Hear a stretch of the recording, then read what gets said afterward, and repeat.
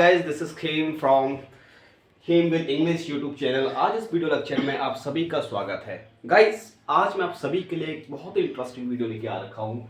And in the last video lecture मैंने आपको बताया था कुछ phrasal verb. That was very interesting video and I hope that you like that video. And today I have brought you some interesting phrasal verb, and definitely you will feel something better after watching this all the important phrasal verb which are already have been used in a conversation and which are being used on a daily conversation. Let's start with the first verb. पहला जो हमारा phrasal verb है वह है on the verge of. On the verge का मतलब होता है कि किसी चीज के कगार पर होना। जैसे वह इसे खरीदने के कगार पर है। He is in the verge of buying it. मैं उसे मारने के कगार पर हूँ। I am in the verge of killing him. वह मुझसे पूछने के कगार पर है। He is in the verge of asking to me. Next, ins and outs. ins and outs का मतलब होता है वो तमाम छोटी से छोटी चीजें। सपोज आप कहीं पर जॉब कर रहे हो या आपको किसी ऑर्गेनाइजेशन के बारे में वो तमाम सारी छोटी से छोटी चीजें पता है, जहां पर हम ये कहते हैं कि मुझे उस कंपनी की तमाम वो छोटी से छोटी चीजें याद है या मुझे पता है। उसके लिए हम यूज करते हैं ins and outs. For example, I know ins and outs of that company. Next is in a while. In a while का मतलब होता है थोड़ी देर में। मैं थोड़ी देर में आपसे मिलता हूँ। In a while I meet you. मैं थोड़ी देर में आपसे बात करता हूँ। In a while I talk to you. Next word is in the meantime. In that meantime का मतलब होता है इस दौरान या उस दौरान। सपोज मैं कुछ कर रहा हूं और मैं आपसे कह रहा हूं कि इस दौरान आप ये लिख लो। मैं आपसे कह रहा हूं कि मैं इंग्लिश बोल रहा हूं, इस दौरान आप इसको लिख लो। I am speaking English in the meanwhile, please write this.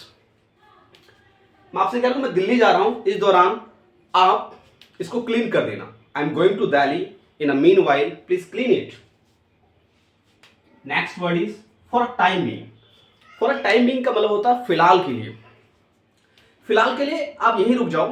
For a time being you stay please here. फिलहाल के लिए आप उससे बात मत करो। For a time being please don't talk to him. फिलहाल के लिए for a time being. Child's play. Child's play का मतलब होता है, एंड कई बार आप सुनते हो कि ये बच्चों का खेल नहीं है। मैं कहता हूं कि इंग्लिश बोलना बच्चों का खेल नहीं है। To speak a English it's not a child's play. उसे पीटना बच्चों का खेल नहीं है। To beat him it's not a child's play. Next word is break the ice. Break the ice का मतलब होता है जब आप कहीं पर बैठे हो और सारे लोग साइलेंटली बैठे हुए हैं, कोई भी बोल नहीं रहा है और रैंडमली आप किसी को मजबूर करते हो बोलने के लिए, तो वहां पर आप करते हो ही ब्रोक द आइस। उसने अपना चुप्पी तोड़ दी। चुप्पी तोड़ना को बोलते हैं break the ice. And once upon a time when I was taking the meeting, so everyone was sitting silently. So I compelled to some of them. Really, I broke them ice. Next is high time. High time का मतलब होता है किसी भी काम करने को, किसी भी काम अगर आप कर रहे हो और उसको करने का सबसे सही समय, जिसे आप बोलते हैं कि ये काम करने का ये सबसे सही समय है, इंग्लिश बोलने का ये सबसे सही समय है। It's a high time to learn English. English पढ़ाने का ये सबसे सही समय है। It's a high time to teach English. High time कोई भी काम करने का सबसे सही समय, दैट्स कॉल्ड हाई टाइम।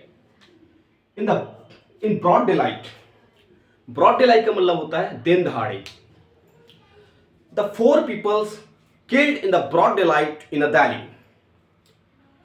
दिन दहाड़े 4 लोगों की मौत की गई दिल्ली में। दिन दहाड़े उसने मेरा फोन चुरा लिया। In the broad daylight he stolen my phone. Guys, these all words were taken by the phrasal verbs. So I hope that after watching this video you felt very nice, and definitely I assure you in a next video lecture I'll be consistently bringing you for this kind of video. So guys, till the time, thank you so much and have a nice day.